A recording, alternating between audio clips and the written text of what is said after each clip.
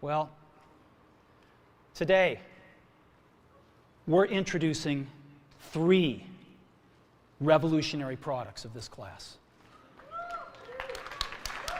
The first one is a widescreen iPod with touch controls.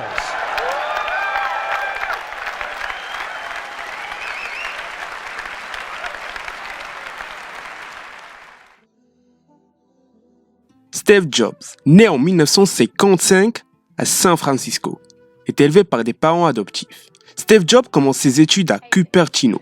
Avant de partir pour l'université de Reed, à Portland, ses études tournent au cours. Il rencontre Steve Wozniak en 1974, après son retour en Californie dans un club de programmation.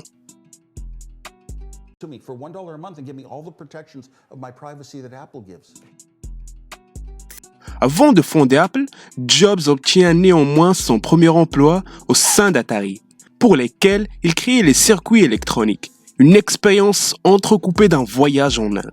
Il y découvert les joies du LCD ainsi que le bouddhisme, dont la doctrine guidera nombre de ses choix personnels. Et en 1976, il crée Apple avec Steve Wozniak et Ronald Wayne. Il est intéressant de noter que pendant toute la première période d'Apple, Steve Jobs n'était pas CEO de l'entreprise. Steve Jobs et Steve Wozniak font indéniablement partie des poignées de l'informatique personnelle.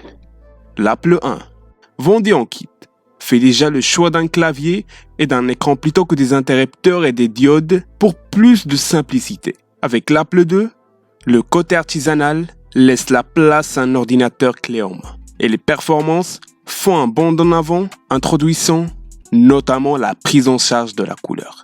C'est néanmoins avec le Macintosh que Steve Jobs va imprimer son image de marque, bien qu'il ne soit pas à l'origine du projet à l'époque, défendant plutôt le Lisa, un ordinateur proche du Mac dans son fonctionnement mais vendu à un prix très bas aux entreprises.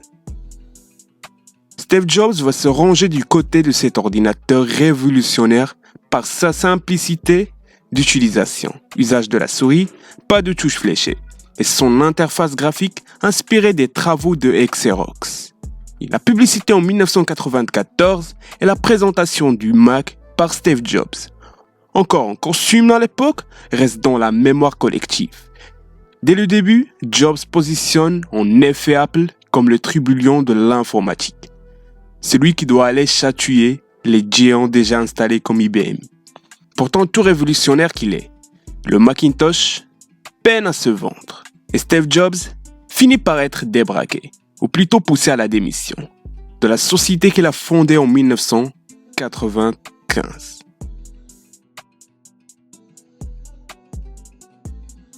À l'écart d'Apple, il fonde Next, un constructeur d'ordinateurs dédié au marché haut de gamme, disposant d'un OS orienté objet-action en avance sur son temps. En parallèle, il rachète une division de Lucasfilm et son ordinateur Pixar, destiné à l'imagerie médicale. Les bénéfices de ces 2 actes ne se font pas voir immédiatement. Next ne décollera jamais vraiment, et Pixar avec les courts-métrages comiques de son directeur créatif, John Lasseter. Dans les festivals d'imagerie numérique, que dans son corps de métier, à savoir le vent de solutions destinées à la création d'images. Steve Jobs va cependant finir pour récolter les fruits de ses actions. Tout d'abord qu'il fait le pari de se rencontrer sur l'animation, il décroche le jackpot en 1995 avec Toy Story, le premier long-métrage d'animation en images de synthèse distribué par Disney.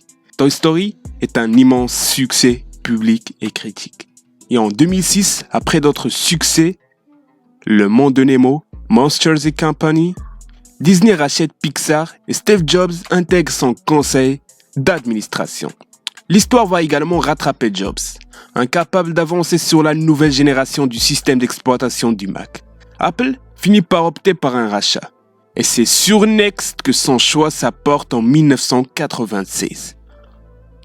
Entre-temps, Apple a subi de nombreux revers et s'est notamment marginalisé face au mastodonte Microsoft et son Windows 95, qui apporte au grand public la promesse du Macintosh initial. Steve Jobs revient par la petite porte. en tant que conseiller, mais finit par forcer la grande lorsque le conseil d'administration congédie Gila Meloe, CEO à l'époque. Nommé CEO par intérim, il supprima publiquement le I en 2000. Steve Jobs remet de l'ordre dans le conseil d'administration et dans la ligne de produits, qui simplifie selon sa stratégie du carré.